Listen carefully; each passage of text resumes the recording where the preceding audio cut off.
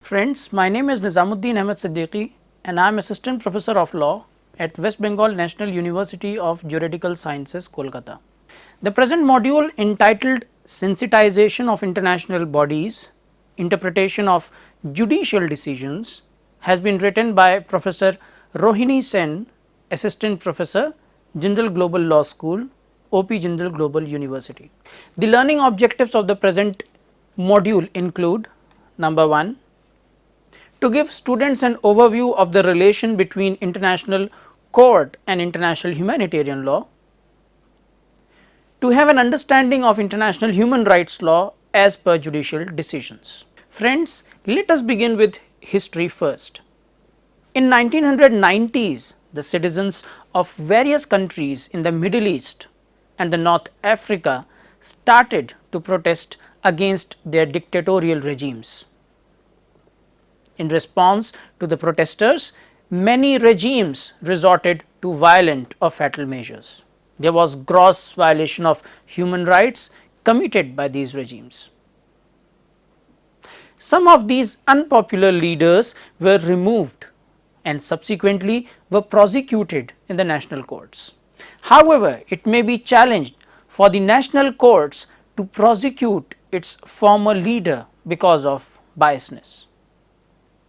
It may undermine the effectiveness and ability of transitioning government to prosecute its former officials and heads. Peacekeeping after a conflict has become an internationally accepted norm. Thus, the national prosecution has an alternative of international courts, including international criminal tribunals, for instance, the International Criminal Court in The Hague, Netherlands.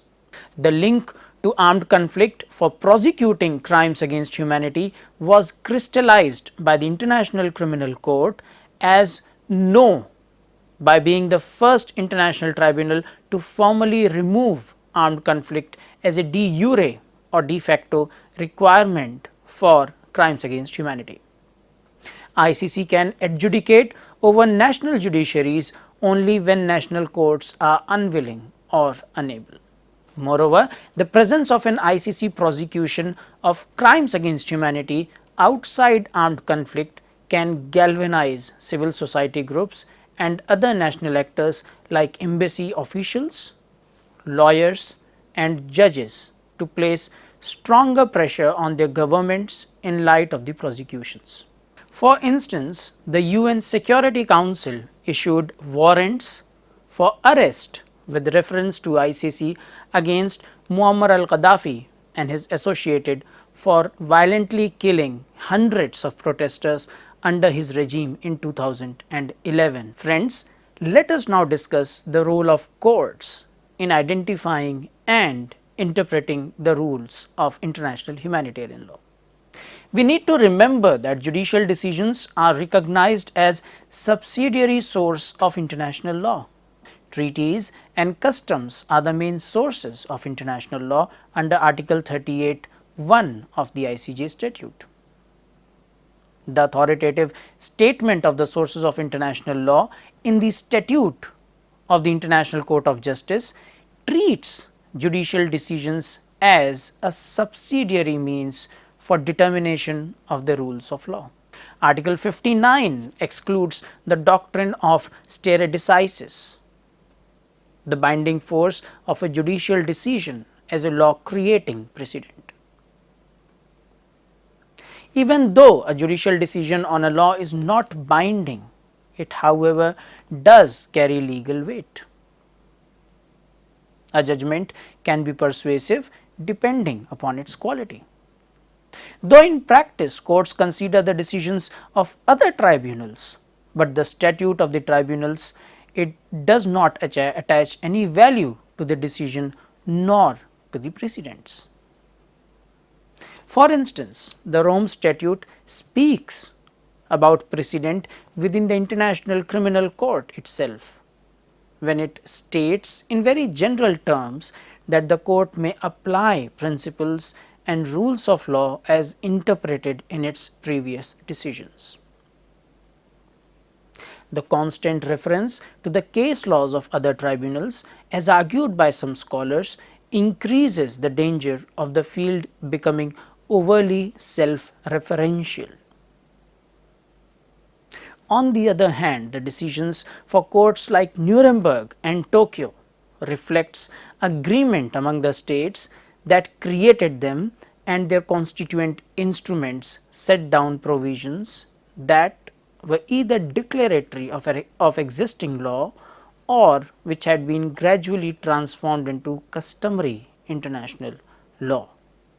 Now, our inquiry must extend to discuss the elements of an armed conflict. The classification of conflicts has legal impact. The international law has traditionally been unable to prosecute perpetrators who have caused widespread domestic deaths because it was not an armed conflict. The existence of armed conflict triggers rights and obligations under the laws of war, called humanitarian law. The jurisdiction of international criminal courts only exists when there is an element of armed conflict. The International Criminal Tribunal for the former Yugoslavia, also known as ICTY, incorporated the armed conflict nexus requirement in the statute that created it.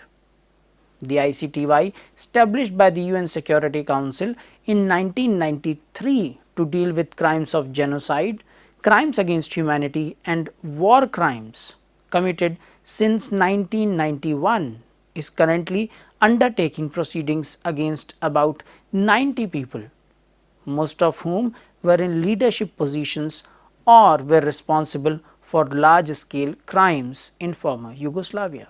However, in the prosecutor versus Tadic case, the court held that the substantive elements required from crimes against humanity were eliminated, though they still have loose effect for establishing jurisdiction. There has to be some essence of armed conflict in the crime, but not necessarily required to be the act to be the part of hostilities. Thus, every case before the ICTY occurring under the umbrella of the Yugoslav wars could have satisfied this element, because every case could be connected to that armed conflict.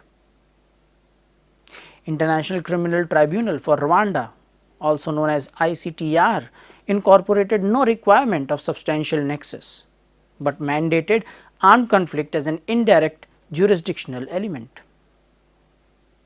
Even special courts of Sierra Leone had incorporated armed conflict directly to its statutes. The Special Court of Sierra Leone was established in January 2002 to bring justice to persons who bear the greatest responsibility for war crimes and crimes against humanity in Sierra Leone's long-standing internal conflict. Eventually, the Rome Statute defining the jurisdiction of International Criminal Court, or ICC, did away with requirement of nexus of the armed conflict. The international law lacks definite definition of a domestic uprising becoming an armed conflict. However, the most commonly applied definition requires protracted conflict between armed groups. The Geneva Conventions and their protocols do not clearly delineate the threshold for armed conflict. It has been argued to use factor-based approach by weighing the organization of parties, intensity of conflict, degree of violence and duration to determine the armed conflict. The International Criminal Court addressed the presence of armed conflict in situations of Democratic Republic of Congo, Uganda, the Central African Republic, the Republic of Sudan and Cote d'Ivoire. Democratic Republic of Congo already has a well-established armed conflict. The situation dealt with the deadliest armed conflict after the Second World War was the Second Congo War. In the situation of Uganda, the court established protracted armed conflict of 5 months. Sudan conflict, a decade long, included allegations of genocide. The case features the first ICC arrest warrant for a sitting head of state, President Umar Hassan Ahmad al-Bashir, and he is also the first defendant facing charges of genocide. Furthermore, the prosecutor alleged that there was a protracted armed conflict between the Sudanese armed forces, the Popular Defense Force, and the Janjaweed militia against the organized rebel groups. ICC also dealt with cases with allegation of crimes against humanity, but outside armed conflict, for instance in Kenya and Libya. Let us now discuss the nexus between domestic and international law. The parameter of international humanitarian law has broadened because of modern warfare. The nexus between the international and domestic laws helps in the evolution and implementation of the international humanitarian law by the courts. The advantage can be analyzed, for instance, through direct participation in hostilities. The fact that terrorist groups like Hamas, Hezbollah or Al-Qaeda have developed into significant political actors raises the question whether mere membership to these organizations is enough in order for an individual to be considered a legitimate target. There is no specific definition of direct participation in hostilities. Traditionally, international law required for civilians to be part of a direct participation, not engaged in military action and suspected of terrorism. This on one hand would be a blatant departure from the fundamental principles of international humanitarian law. On the other requires broad definition to cover preparatory stage for an attack. It has been noted that direct attack should not include support or affiliation to the adversary. It is also argued that if liberally interpreted, the civilians would ultimately distance themselves from the conflict. The domestic Supreme Court of US has, for instance, held that Hamdan was a combatant even though he was just a driver of bin Laden. The preliminary stages before the actual use of force were included within the scope of direct hostilities by the Supreme Court of Israel. Striking a balance between the protection of human rights and accommodation of the shifting realities of the battlefields is very relevant. The jurisprudence nexus between international court and domestic court helps in the development of international humanitarian law and thus ensuring the balance. For instance, the Court of Appeal of England and Wales was guided to rule on what constitutes as terrorism by the dicta of an international tribunal. Special Chamber of the Special Court for Lebanon also did the same things. Let us now move to the role of International Criminal Court. Judicial decisions as subsidiary sources of law may help in the development of international law. They can bridge existing gaps, accommodate old laws in changing circumstances and push the boundaries for effective development of the laws. But first we need to address the gap filling and law creation role of the decisions. The International Court of Justice endeavors to perform the following three functions. Number one, the function in considering and elucidating the existing law and in defining and confirming it. 2. The function of modifying in conformity with the existing conditions of international relations, provisions which though in force have become out of date.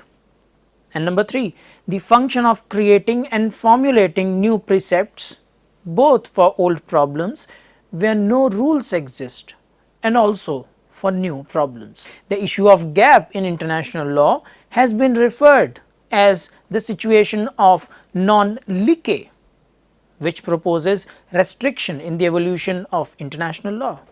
Non-liqué is where the court comes to the conclusion that the situation in a particular case has no answer from the governing system of law. Judicial decisions is an apt tool to enforce Article 38(1)(c) of the ICJ statute, which talks about general principles of law, thereby removing the last vestige of the possibility of gaps conceived as a deadlock in the way of the settlement of a dispute. However, the decision has to be well within the limits of existing international laws. The application of general principles of humanitarian law through judicial function will elaborate the meaning and their application to specific situations. The judges, as per the opinions of few scholars, should articulate the preferable law that should be applied to the circumstances to resolve conflict and avoid the situation of non-liqué. This function does not amount to judicial lawmaking.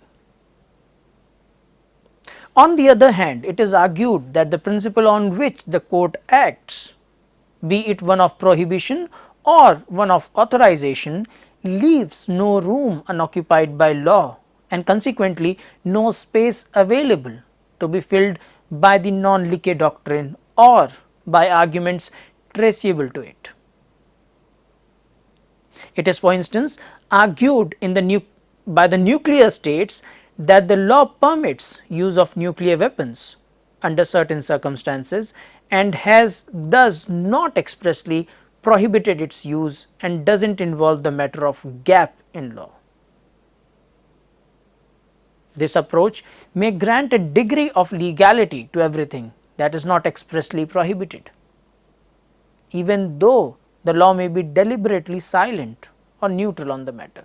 While the nuclear weapons advisory opinion has been criticized as an abdication of the judicial function for permitting a non-liqué, it does highlight the differing interpretations of the non-liqué doctrine and the role of international judge in addressing the apparent gaps.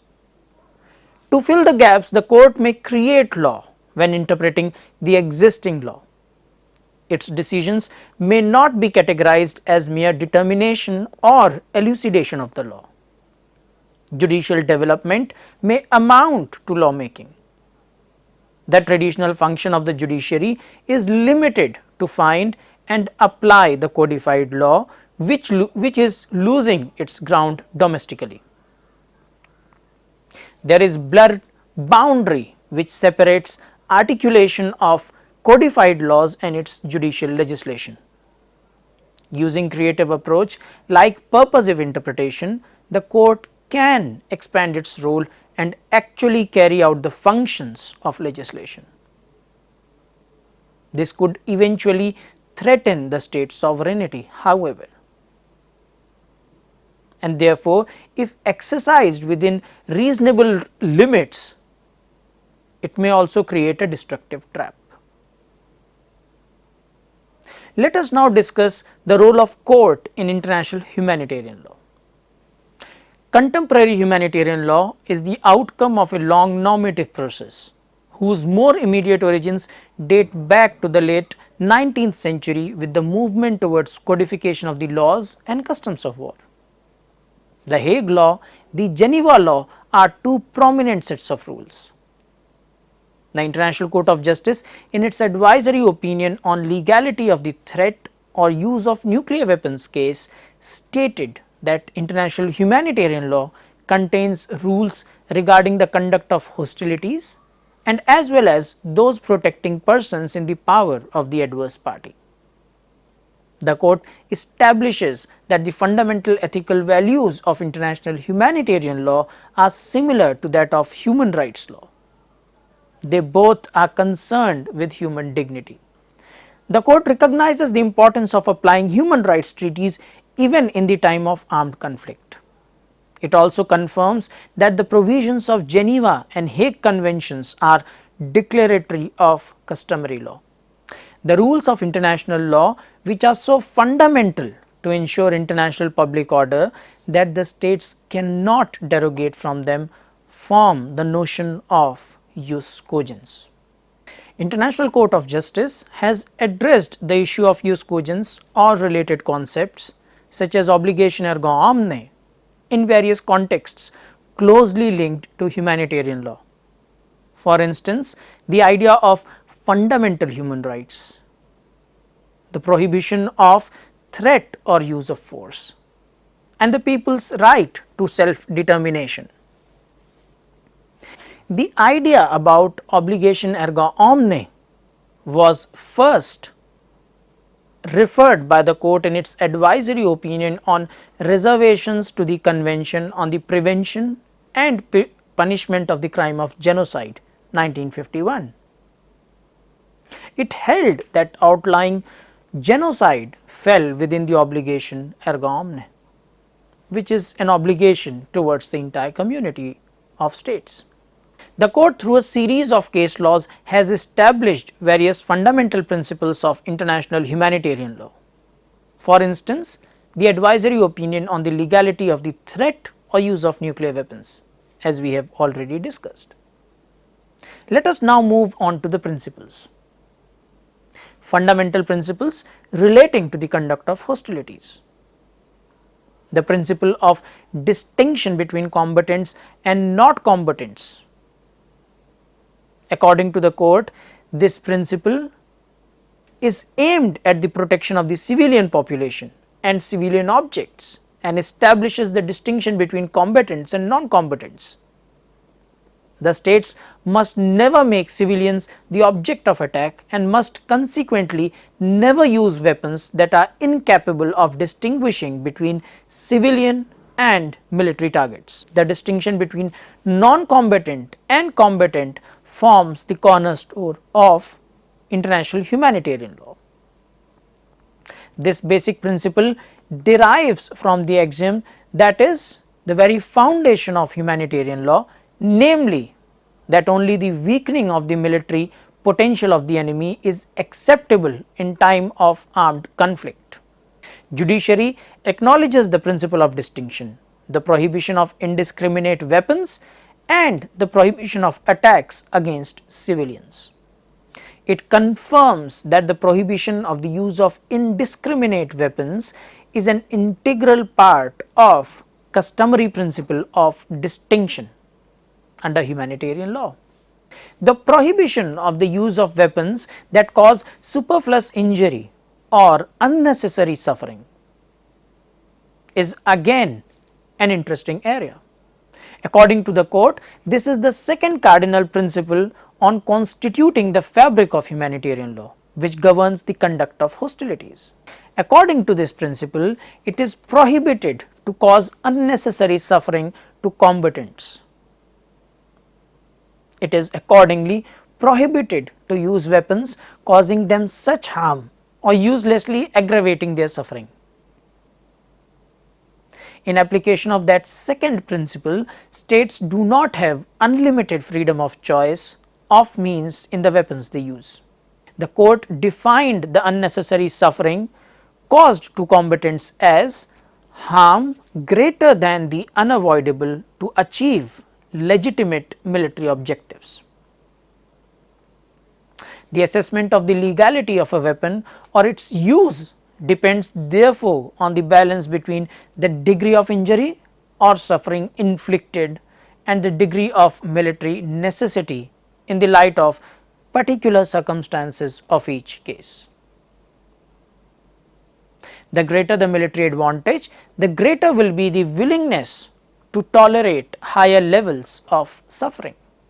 Let us now move to discuss the Martens Clause. The court observed that the Martens Clause was first included in the Hague Convention II with respect to the laws and customs of war on land of 1899 and which was proved to be an effective means of addressing the rapid evolution of military technology. A modern version of that clause is to be found in Article 1, paragraph 2 of Additional Protocol 1 of 1977, which reads as follows. In cases not covered by this protocol or by other international agreements, civilians and combatants remain under the protection and authority of the principles of international law derived from established custom, from the principles of humanity and from the dictates of public conscience. The court affirmed that the Martens Clause is a customary rule. Thus, it is of normative status which regulates the state conduct. Friends, let us now move to discuss the treatment of persons in the power of the adverse party. In military and paramilitary activities in and against Nicaragua 1986, the court laid down minimum standard of humanity. The general principle of humanitarian law expressed in Common Article 3 goes beyond the conventional restraints of the Geneva Conventions and is applicable to every type of armed conflict, whether internal or international. Let us now discuss the implementation of international humanitarian law. The case laws coming from International Court of Justice enable three basic rules governing respect for international humanitarian law to be drawn.